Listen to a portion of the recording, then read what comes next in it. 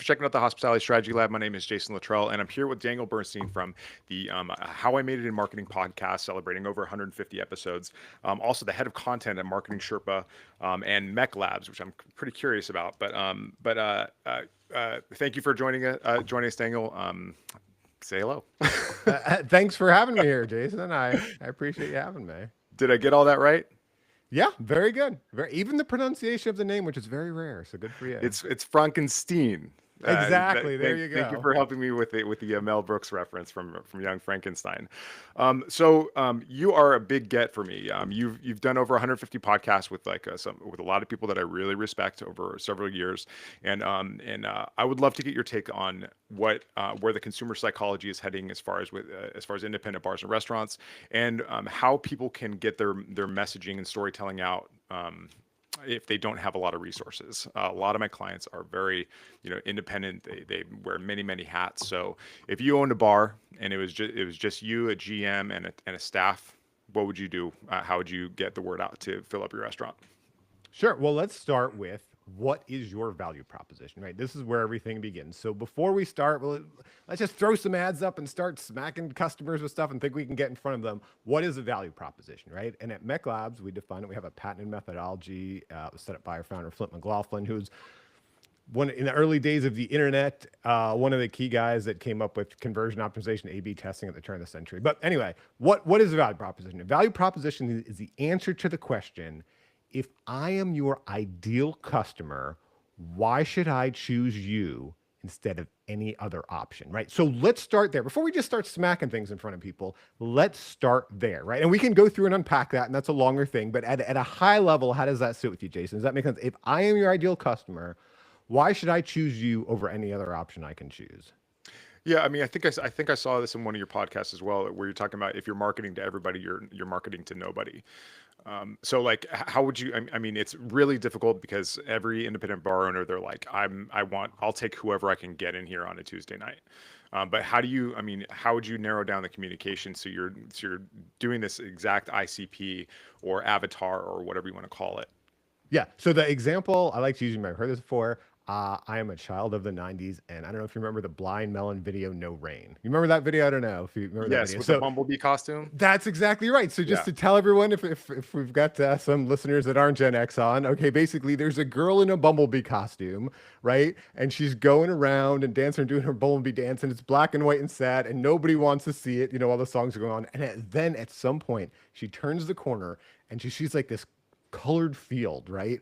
With all these bumblebees are dancing around, and she goes there and she's dancing with them, right? And she's loving it. And what happened? She found her tribe, right? And so if you're talking about you're an independent restaurant or bar, right? What is your tribe? Who wants to be there? Think about Cheers, right? Who was at Cheers? That was a specific tribe. So it wasn't just some random person walked in. It's like, this is my place. And I think Howard Schultz of Starbucks, to use a big company as an example, he hit the nail on the head with us a long time ago, right? He said, it's the third place. What does Starbucks sell? Again, get into value proposition. Back then, what does Starbucks sell? They don't sell coffee. I mean, coffee is pretty cheap to get, right? They don't sell lattes, even some of the new drinks they came up with. They sold the third place, right? Place number one is home. Place number two is work, which for me and some other people is still home. But place number three, that third place for, Norm and Cliff, it was Cheers. For, Howard Schultz's group back then, it was Starbucks. And I don't know for sure, but if you get into why has Starbucks stumbled these days, why have they had to pay so much to the guy from Chipotle who doesn't even want to work in Seattle? It's because they stumbled on that third place idea. And a lot of us, you talk about independent bars and restaurants, any bars and restaurants, a lot of us did in COVID, right? Because we couldn't have that third place anymore. We're trying to figure it out again, right? Okay, so who is your ideal customer? It's not everyone. And I'll give you an example. One example I experienced recently. I live here in Jacksonville, Florida. There was a funky taco place I heard of, Alien Taco and Bar. It was it's basically tacos and stuff, but it was very alien themed and odd. So anyway, we get there, we walk in, we're going. We've never been there before. It's a Monday night, and it was pretty packed for a Monday night. And if you know, Jason, Monday's usually not a killer night. And then we start noticing it's look, I'm not the coolest guy, but it's a kind of geeky crowd, right? What's going on here?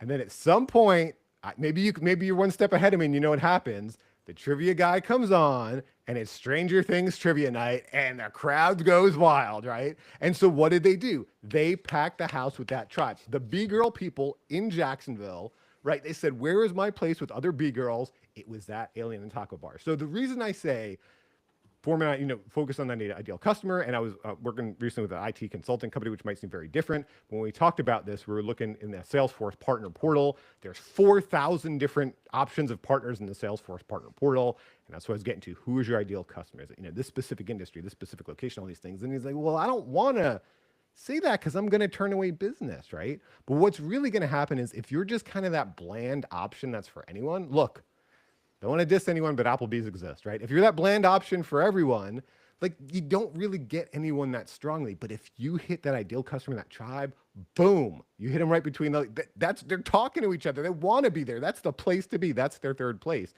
And now, who is that? And we can get into that, but like that is, you are now a business owner, right? You're an entrepreneur. Heavy is the head that wears the crown. This is what comes with it. Who can you serve best? Who do you want to serve best? And that's, getting into the ideal customer. So, the third place is such an important distinction that a lot of people don't really think about. But I'm curious, what's your take on that being a tactical thing versus a strategic thing? Like, let's say if you're doing trivia on Tuesday nights and you're a whiskey bar that has 1,000 bottles behind the bar. Like, at what point are you departing from the core concept, um, and alienating those guests?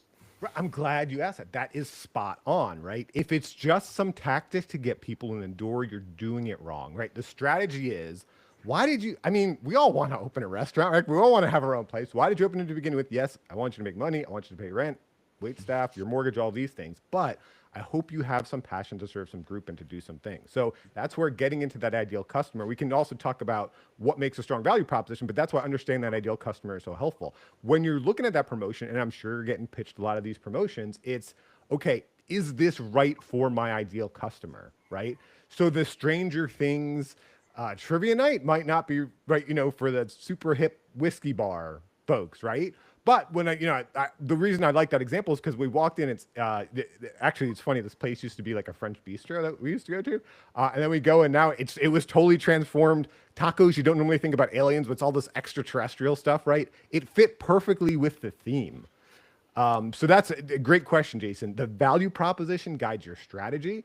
Don't just do random tactics to bring people in. It might work in the short term, but what are you doing? You're killing your third place in the long term, and you're telling your ideal customers, you know what, this place isn't right for you anymore. Look at Cracker Barrel. Look, again, not to pick on them. This stuff is hard. I don't know, exactly. They've been in the news a lot lately. Yeah. I mean, they've been out there a lot lately. And so, the people that walked into Cracker Barrel, like, we would go to Cracker Barrel. It's a nice place to, I think everyone knows that. It's more maybe here in the Southeast, but, it's a nice place to stop off the highway. They have clean bathrooms, have this and that. So I would, go in and we're like kind of occasional customers, but we'd see all that stuff on the wall and we're like, ugh. And so that was their thing. We're going to transform and make this new modern. We're going to be whatever, the Applebee's of Southern cooking or whatever. And what did they do? That third place, boy, they lit a fire under their people who want to see, for some reason, a rusted scythe on the wall. And that's important when they eat. Again, that's not me, right? And you might say that's not you, but it's like, who are those people and what do they want, and try to serve them better than anyone else can. So hearing you talk about this, it makes me think about, okay, so we've narrowed down our ideal customer profile, and you don't have to get like crazy with it. You don't have to say like, we're looking for biochemical doctors from Harvard in their mid 50s with 3.2 kids and homeowners, etc.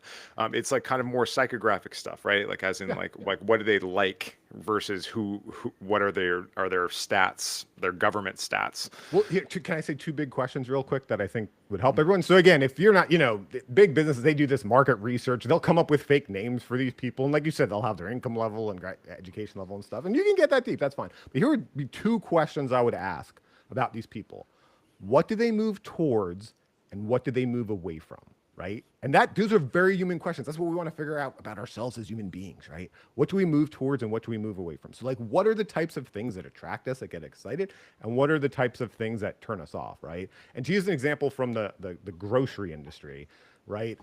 Here in Jacksonville, we've got Publix. I think that's pretty well known. It's more of a Florida store. And we've got, Winn-Dixie. And it's funny, like I worked at Winn-Dixie in high school. And Winn-Dixie and Publix people, they're different people, right? So a Winn-Dixie person walks into a Publix and they're like, this is too frou-frou and cheesy. It's expensive. I'm not paying this type of stuff for groceries or whatever, right? And a Publix person walks into a Winn-Dixie and like, ugh, like this is like, a low rent or whatever, right? So think about that, and I think when you look at where perhaps Cracker Barrel might have stumbled, or Starbucks, or some of those, I'm talking about the big companies because we all know them. It could be because they didn't really understand what do their customers move toward, what do they move away from. Maybe they were doing kind of like you were saying, Justin, like, hey, this is an emerging demographic, and we got to get in front of the Gen Z demographic, and they're not going to like the rusted junk on the wall or whatever. Versus really understanding what are those drivers of their customers. Yeah, it sounds like a really reactive model. Whereas if you have defined who the person is that you serve, then you're proactive about serving them, and then they will kind of present themselves. And I'm guessing marketing becomes a little bit easier because you've built this third place for a specific person. And like in a place like New York, there's whatever kind of weird kink you're into. There's 1,000 other people that are into that exact weird same thing. I have a follow-up question about the okay, so we've identified our person, we've identified we've built this space for them that serves them, that gives them the home that they're looking for, the third place that they're looking for. How do you treat people, or how do you nurture relationships that are different ages, like as in a new customer versus a regular customer versus somebody who's coming in for a specific occasion? How do you identify those different niches within your customer profile? Yeah, well, for one, also too. So when you're taking this approach, it's less focused on, let's say, that demographic ability, because there could be someone in their 20s who has more similarities and differences from someone in their 50s or 60s, because they're that same group. They're both super into whiskey tasting and they know everything about it. Now, when you get into generations, some of the things that can change is like communication preferences or styles. Sometimes their budget, the amount of free money they have to spend, and so that's where it really helps where the independent bars and restaurants have such an advantage over the big companies, is they can bring some humanity to these relationships, right? And there's other things they can do too, right? But they can bring some humanity. So you have this advantage that all these big companies don't have, like e-commerce companies don't have, that like I said, these big franchises don't have. These people are coming in and they're talking to you every day, and so everybody in your restaurant, at least let's say, what do they call, front of not back, front of house, right? Everyone that's Front at of least house, front of, like bartender servers, yeah. yeah, everyone that's front of house, right? They are on your marketing team, they are on your business intelligence team, your customer intelligence team, and all of these things. And you want to get them together. Don't just treat them as the person that slings the beer, the person that throws nachos out there, right? Start there. Have regular meetings or whatever you can do, email chains, whatever it is, even internal contests and stuff, and let's try to get them. Let's build out, who are these people, what do they like, have conversations. This comes so naturally, right? Whether you're at a bar, when you're in a restaurant, you can just drop those conversations in. It's like, first of all, like, where did you hear about us? That's a good basic one. But like, hey, if we have a promotion coming up with X or whatever, when you find out something there's, should we email it to you? What do you like? Text, email? Like, what do you like, to have those very natural conversations and get these things from people. That's what the big companies can't do, and you've got that big advantage over them. And then you want, once you're clear on that, who that ideal customer is, hopefully your internal tribe, so to speak, is along those lines of wanting to serve the ideal customer as well, and you're kind of all having those ideas, because sometimes and often, hopefully, if you're hiring right, also a lot of those internal people are in that ideal customer set too, and those are great brains you can pick of where do they go, how do they find out about things, how do they want to learn, how do they want to have these communications. So there's things big companies can do. So one thing the small businesses will say to me, I've done webinars with Score before. By the way, I'm not affiliated with it, but great organization to help small businesses. It stands Yeah, for I'm a mentor, or I was a mentor. Perfect. Yeah, I do that too. Like, great way to if you're a small business out there, get help in all the, like, accounting and QuickBooks and all these things. I don't know, but they often are so frustrated, right? Because they say, "Oh my gosh, the whatever, the Outback or the Applebee's, whatever the big company is, they've got this huge budget. I can't match it. I can't do these things they can." Of course, right? Oh, there you go. I happen to have my badge right here. There you go. There's your Score badge. Yeah. I mean, anyone listening, again, I'm not affiliated with them or anything. I think it's Yeah, me kind neither. of a quasi-government nonprofit entity. I mean, they'll Right. help you in so many. I can't teach you QuickBooks. But They'll it's help a you in great so many ways. resource. People think that just because it's free, it's worth less. It's so not true. Not all. A lot of volunteers, a lot of smart people volunteering their time. Yeah. But again, the big pushback I get, like, I can't compete with their budgets and their brand, and of course you can't. But you know what you can do, right? Like it says, there's a famous saying: it takes a lot of time to turn the Titanic around, right? So I like to say I used MECLabs AI to build this picture when I did one of the webinars. You got that giant ship, right? And that's, boy, there's some force. If you've ever seen here in Jackson, we have a port. If you ever see a giant ship moving through the water, just the water displacement, that's a powerful thing. That is a powerful thing heading your way. But you got a jet ski, man. Go around on that. You could go circles around them. And one of the things that you have that they don't is natural humanity. So use it. So just getting into so Mech Labs, it creates like AI driven products, like custom for individuals.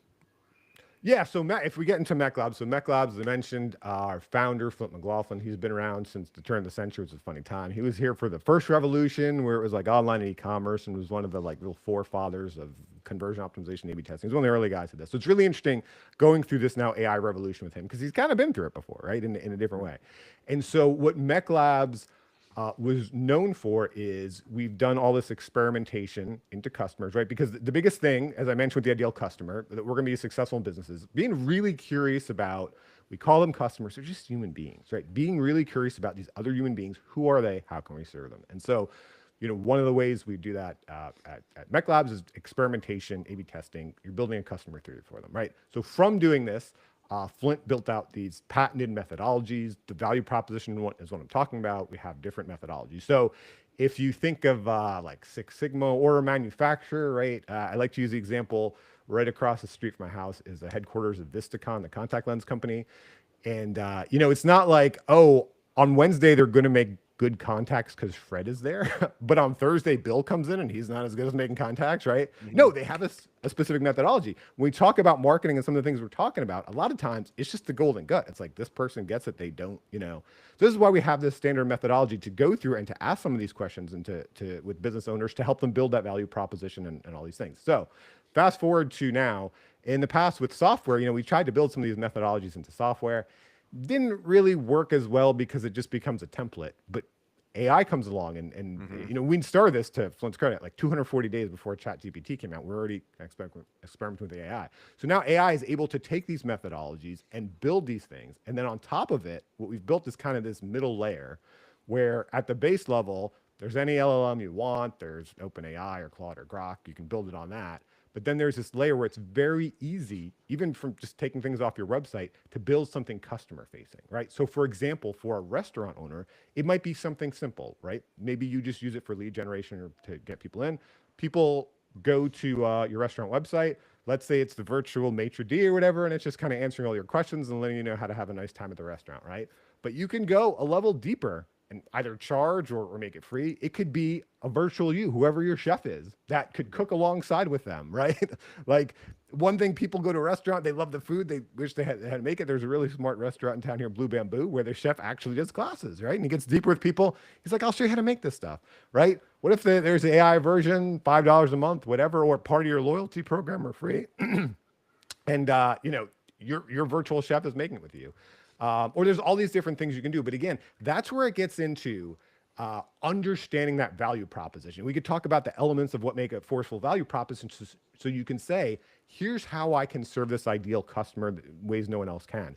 Yes, it's through, the food and the bar and some of these things that in-person experience, but is it through other ways digitally? Is it through other products? Is it through, there's someone in our AI guild who has a small restaurant and started selling these like salad dressings they would make from some small, like Menorca or some small island. I don't even remember. It's very unique. But again, you're able to do these product extensions because you understand that core value proposition. You understand that customer and you're like, what are other ways I can serve them? That's really fascinating, and I think it ties in with a couple of some of the major pain points that and I'm just kind of fast forwarding in my mind, like about like Sure. what keeps bars and restaurant owners up at night, and that's like a lot of it is staffing, a lot of it's compliance, a lot of it's marketing, sales, training, and they're all kind of in the same orbit with each other. So like using something like Mech Labs is if you're like staring at an empty dining room and you're wondering why it's like that, oftentimes people are just curious, but they're curious about this and they have no idea why. And how do you start to understand that is by asking questions. And if you don't have the skill, ability, or desire to do that kind of research, then why not employ AI to help you out with it, and convert some of that some of this new technology into actionable data that's non-invasive. Like you're just asking people questions. So So is and that real something is that quick, something like Mech AI would be helpful with? yeah, real quick. So a lot of what you're talking about is like front facing, like putting we call it an ADS, a delivery system, like on your website, or giving it like front facing to customers. But to your point, like yes, there are companies you can use this internally to your company. I know there's a hotel we're working with, and so one of the things the hotel was doing was taking its P&L data and different data it had, and working with just internally, not sharing this publicly, of course, and working with MecLabs AI, to your point, to find patterns, what's working, what's not, right? I mean, that's the great thing to do with your menu. What's working, what's not, what days is it selling, when is it not selling, what are Mm-hmm. we missing, what could we add, we've got these ingredients, we've got these skills, what can we do? So yes, that's a really good, I'm glad you brought that up, Jason. There's also many things you can do internally with it, right? It's a Yeah, I mean, virtual consultant by your side all the time, 24/7. one of the things that I include in my software systems that's based on high level, if you're familiar with high level, Sure, yeah, funnel. but it's just like basic surveys like the NPS and the Q12. You know, NPS, like on a scale of 0 to 10, how likely would you be to come back or tell a friend?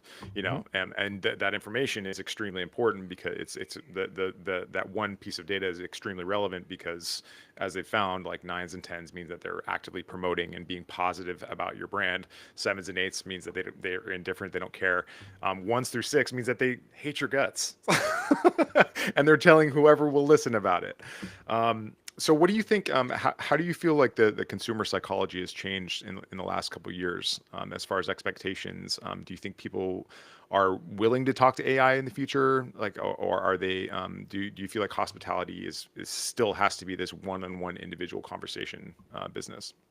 Well, I think it's all where and how you use it. So I'm glad you're bringing that up, right? So there is when you are actually in the restaurant, so you have to decide in your restaurant what experience are you creating, right? And this gets to what your value proposition is, right? Now there's a different experience that people wouldn't expect when they're on your website or your app or whatever it is, right? So I am not an expert in your industry, so this is seeing from like, so sometimes it helps someone from way back saying like, wait a minute, here's what I see because I'm not deeply engaged in it.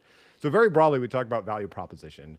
The elements of value proposition, real quick, are appeal, exclusivity, clarity, and credibility. And we can get into that, we cannot. But I think there's probably, if we step back and you're saying how our customers change, there's probably two very broad value propositions people are looking for, right? They either want something very quick and easy. It's a meal replacement. I just want to get some quick and easy food, right? And that's where I just use the app. I want to walk in. I want to grab something. I want to get DoorDash delivery. I want to get, whatever it is, just super quick and easy food. That's boom, right? Now there's another one too here where it's like, I want an experience, right? I can make food myself. I'm going out. I want an experience, right? And I think that's probably something that is now we also talk about how our customers changing, probably with how the economy is going and inflation and some of these things. I think more and more people are like, if I'm going to spend that dollar, right, I want to make sure I have that experience. So when we talk about over here to that group that it's like, okay, I want the thing, I want it easy, I want it quick. I mean, this is areas where AI can help either back of the house, either front of the house. Like, let's make it easy for people to get what they want. We did a case study with a company in Brazil. I don't remember their name, like the biggest food delivery company there. And one of the biggest things they did with AI was product recommendations, right? So even if it's having some basic things on your website, getting those product recommendations right and all that, right? So that's one customer serving. Now there's this other customer where it's like great experience. So maybe AI helps you there brainstorm these different ideas or these promotions like we talked about, or analyze, like if you ran the Stranger Things promotion one night, let's analyze how did that change things. You mentioned NPS, Net Promoter Score. Did that how was our Net Promoter Score or whatever? But this is one thing where I will say, just as a customer experiencing it, I am worried how sometimes technology is coming into the restaurant business. And when we talk about the front of house, that in-person experience for the people who want that big experience, again, people grab and go, whatever they want to get, like technology is helpful there, right? And so I know that, as you mentioned, a lot of independent bars and restaurants are probably struggling with margins and they're struggling with hiring these things. And so anything that can make them more efficient front of house is good. But one example I like to use is those you go and you pay and okay, you're done with your dinner and now they hand you, or you got the thing sitting on your table and now you pay yourself and you click here and you do this thing and stuff like that, right?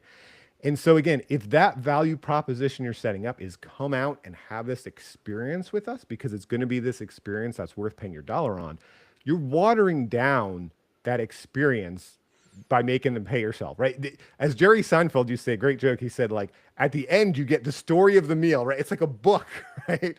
Oh, wow, I had this meal, right? But there's that experience. And again, you're interacting with the waiter or waitress, you're paying, you're this, you're that. And so I'm not saying that you're gonna like put this kiosk out on your table and your now business is gonna die. But what you might start is losing it on the margins, right? So when we're optimizing, a lot of times we're optimizing on the margins. If you're doing your value proposition right, you got your most passionate customers. Yeah, some people are never coming back; they're not right. But on the margins, now it's like, okay, we're going to go out on a Thursday. We're going to go here or there. And maybe we don't even remember why, but it's just a nicer experience at this place. Let's go there. Mm-hmm. So I hope I'm not like undercutting any sponsors or anything you're selling here, but that's why technology is great if we use it correctly and properly. But that's why understanding our customer and our value proposition is so important because we don't want to water down that value proposition with technology. Yeah, no, and it goes back to ICP, or it goes back to the person that you're talking to. How, I mean, so we can do all these things, like we can connect phone numbers with AI and do have chat and conversations and stuff like that. And that's the thrust of what I do for my clients mostly is connecting AI with inbound interest. Oh, Um, perfect. how are you how are you seeing the decision process? Like, like people are spending more at the grocery store. They're spending less at restaurants. And so it's becoming a lot more cutthroat. Like, it was already a very competitive business before. Now it's like ridiculous where somebody is going to dine out once or twice, maybe a month now, versus whereas it used to be once a week. In New York, it's a little higher than that. But how do you feel people are making decisions, aside from word of mouth? Like, where's the digital influence for how people are making decisions on where to eat, in your opinion, if you had to guess? Sure. Well, there's two things. One is let's talk about, I know a lot, we're talking about new customers when you're saying decide where to eat, but let's talk about the repeat customers, right? And that's where I Well, talk about how that customer experience is so important. And, if you don't know, basic marketing is it's almost, it's always less expensive and you better ROI from serving a customer you already have instead of getting a new customer. We get into like customer acquisition costs and all these things, but at a basic level, that's where some of the things I was talking about is making sure it's an experience you want to return to. And so when we think about what we went through in the past 5 years with COVID and the shutdowns, and I'm sure it hit, the independent restaurants and bars more than anyone, right? But most didn't survive. Yeah, it was bad. yeah, right. But even the ones that are around, what I've noticed, and just even a customer, is I call it the great crapification. And it has really been the great crapification of service. And now, like, I'll go to hotels that I used to go to, and I'm a newspaper reader, and I love to get the Wall Street Journal, USA Today, or this or that, right? And they've stopped doing that, right? And they first blamed COVID, or now it's like, well, they only come and they make your bed every other week and stuff like that. Or I talked about Starbucks. Starbucks got rid of the newspaper. Now they're a coffee shop. Why are you going to go and hang out at the coffee shop and all these things, right? So one of them, as we talk about where customers changed, is I think there is this flight to quality. So yes, people are definitely looking at their spending closer, and so so let's go back to that value proposition question. If I am your ideal customer, why should I buy from you instead of any competitor? So we didn't get deep into it. We don't have to. Is what is your competition? So the problem is customers are looking at the grocery store or their own kitchen as your competition, right? And when they do, it is hard to answer that value proposition question, go to you, because it's often less expensive. But when you make that amazing experience that's right for them, again, if it's Stranger Things night at the Alien Taco Bar, or just going in and it feels right, whatever that is feels right for you, the Cheers environment, right? Now, the grocery store isn't as much, right? That's not quite your competition as much. It's more like, I want to go out, I want to have an experience, I need to eat as well. You're getting into different budgets, right? So that's one thing, the repeat customers. Now, when it comes to the new customers, right? So there are the classic ways that people find out about things, whether consciously or subconsciously, advertising and in different channels and stuff like this, and they see this. But obviously, something that has just exploded with social media and the internet is that word of mouth in different ways, right? And so that gets back to why should there be that word of mouth, whether it's digitally, social media, review sites, all these different things, or it's just even in person going on. It's like the WhatsApp group. right? That's what you mean. The Yeah. WhatsApp group, that is marketing you're not even seeing. I interviewed, I forget who I interviewed. It was at a bike company, a bike company in New York, this really cool bike company, I think Priority Bicycles, right? And he Mm. was telling me something that clicked off in their head was he was in a WhatsApp group and someone recommended some like hot sauce or something. And he saw, and it was like an expensive hot sauce. And he saw there was like maybe 5 people in his WhatsApp group and 4 people bought it, including him. And then he stepped back and he thought, like, wait a minute, that was really just marketing. You know what I mean? And it was like marketing with an incredibly high conversion rate at no cost to this company. Like we all suspended disbelief, just went to this website and bought it.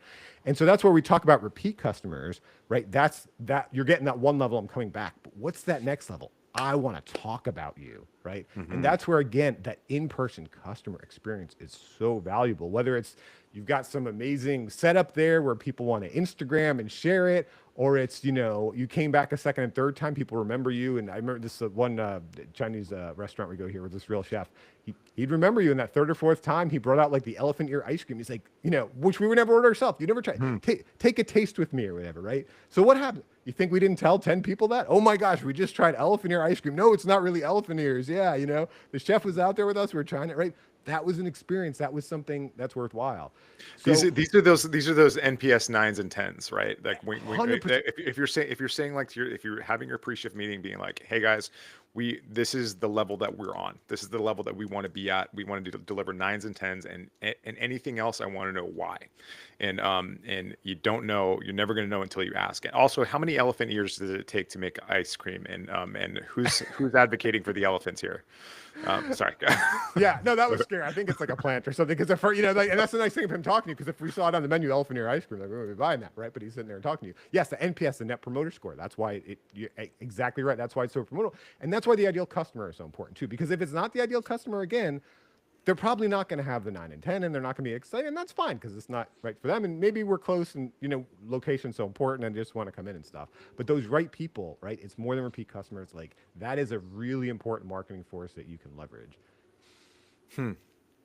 Let me tell you, no one is sharing on social media. Oh, this I went to this restaurant. It's so great. They gave me this like handheld device, and I was clicking through and figuring out how to leave a tip, and and it forced Yeah. this 25% tip and blah, blah. Oh, you should come here. It's so great.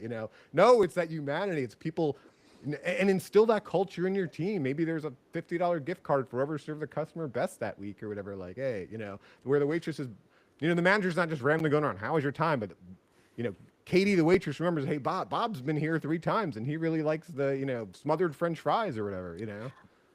So staffing and filling up positions in restaurants is among the number one pain point right now for people. It's literally keeping bar and restaurant owners up at night because they just don't have enough people.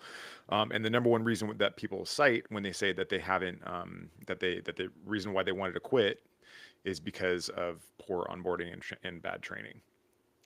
If you owned a restaurant, how would you coach your frontline team, your bartenders, servers, barbacks, even, on how to communicate on behalf of the restaurant?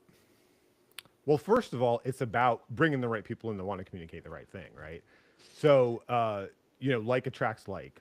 And so, if you've got when we got the ideal customer, if you've got some of those people who are like the ideal customer, hopefully you're recruiting some through them or you're getting the word out in that way, right? Because then what are Hmm. you doing? You're bringing in the people that are the right kind of people. So, to them, then it's not just, okay, I make good tips and this and that. It's, oh my gosh, I work at an alien taco bar and I love aliens. I'm nerdy. Like it's part of their identity. It's part of their life. It's more than just a job, right? And I'm sure we've all probably had some of that sometimes or not been in the right fit sometimes. So that's first getting that in. But then second, also it's showing them how they are more than just bringing food over, right?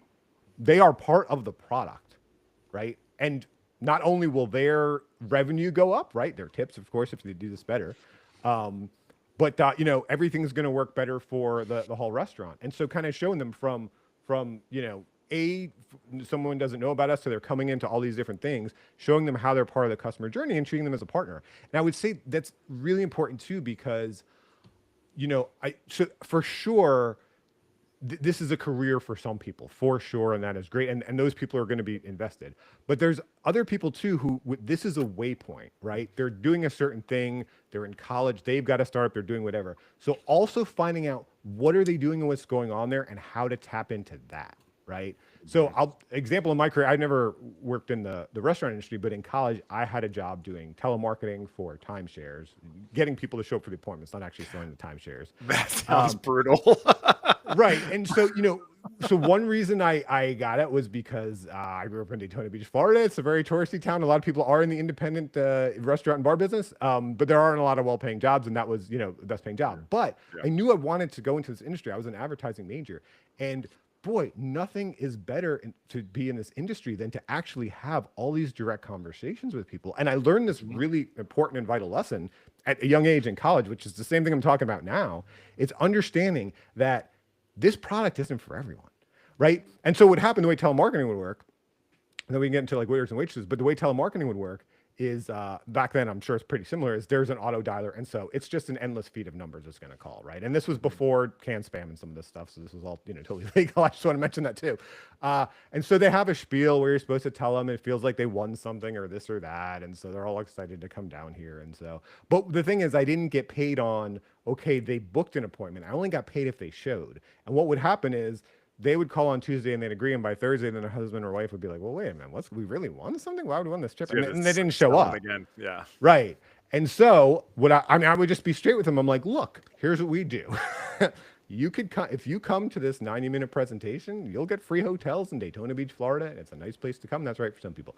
Some people, they're like, that's not worth my time. I don't want to do it. Some people are like, 90 minutes, I get a free hotel. It's great. Like, which are you? And they're like, that's not for me. Goodbye. Next person. Right. And for the people that is right for them, what's going on? Like, we're building together that value proposition for them. I'm not making a claim and trying to sell them on it, right? They're buying in themselves. They're making their own conclusions, and they're like, okay, this is what you offer. This is a fit for me. Now, when we talk about getting to waiters and waitresses and all that staff, it's understanding they've got, again, what do they move towards? They're all individual people. What do they move towards? What do they move away from? Hopefully they're in your ideal customer set, or at least enjoy that. If you understand they have a deeper motivation to get into marketing or to be a doctor, all of these things, how does this job connect to it and really matter to that? I mean, for example, marketing's obvious. If they want to be a doctor, one of the hard things about being a doctor is it's the customer service aspect. Like, they don't know that until later. Like, I've talked, friends who have doctors, they don't know that till later. It's not just the science. It's not just the, figuring out, what's wrong with the patient. It's that customer service aspect, and talking to them through that and seeing that you get a higher level motivation out of people, and they're more deeply engaged. Not for a bad reason, because now this job is serving them better, and then they're going to serve the greater whole better. It gets motivation, ideal customer. It's all about value proposition. And we're not just talking about customers. Even for your work, what is the value proposition for your team, for your employees, for your workers? All right, let's talk about some external stuff. So like, let's say that you want to bar a restaurant, you have a small leadership team, and then your frontline staff. Is there any one particular strategy or tactic that you would employ as something that has to be done no matter what? Like, I'm talking about, like, is it making a blog? Is it doing Instagram? Is it doing testimonials, reviews, reputation management? Like, what's the one thing that you would focus on if you could only do one thing? I mean, if I could only do one thing again, it would be understanding the customer, right? I would spend as much time as I can to understand the customer, what it matters to them. And what's going to happen is different things are going to matter to different customers, right? Like, so again, if it's that certain group set, like trivia night is going to matter. So boy, I'm going to get into the Reddit forums that talk about Stranger Things in my town and all of that. I'm all about Events. that, right? Okay, cool. Right. Or if it's this other group, I'm super interested. Like, they're the big reader group, or they like cooking themselves. They're real foodies. They want to know about the provenance of the food. I would have a different blog post every week about, here's where we get our chicken, and let's take pictures of the chicken and take a video there and see its lifestyle. And it's that famous Portlandia skit, right? Where they're like, wait a minute, we're not sure we want to visit this chicken, right? Now, if you do that to, the down home guys who want to kick back a beer and just have a hamburger, it's going to fall flat. So I wouldn't say do a blog on the provenance of your food for those people. But if it's the Portlandia group or that foodie group, my gosh, I would focus on that blog, and I would, to every ingredient, would have maybe there's little cards for each ingredient, it would be so focused on that. So I know I'd love to give that one tip of what would it be, but the biggest thing it would be is, man, pour everything I could into learning about the customer, direct conversations, surveys, go places they go. Are they at the farmer's market? Are they at the truck rally? Are they, where they go online, where they congregate, rub shoulders with them, be around them. I'll tell you real quick, one of the things that was most valuable to me in my job, we would go to We used to run the media center at IRCE, which is a big internet retailer event. And when I would go there, I would always make sure to ride the bus. It's a huge event in McCormick Place in Chicago, and so there would be event buses that go from the hotel, one of the event hotels, to the actual convention center. And sometimes what I got more than anything was just being on that bus. I'm next to this person, I'm next to that person. Hey, what are your challenges in marketing? Hey, do you read Marketing Sherpa? Hey, what do you think about it? Mm-hmm. Oh, it sucks for that reason. Boy, that's good to know. So it's like, again, it's not just I've got product A, how can I shove it down someone's throat and make money? It's I've got these customers. I'm going to serve them better than anyone else. Let me be around them and let me learn about them. And I'm going to serve them with obviously my food and drinks. I'm going to serve them with my marketing too. That's going to be part of it. Mm-hmm. They'll want to read, the right people will want to read that blog post. They'll want to know what the chicken has a treadmill, right? That's serving them. They're excited. They're going to share that with their friends. Like, oh, this is so cool. This chicken was on a treadmill for 3 hours and then I ate it.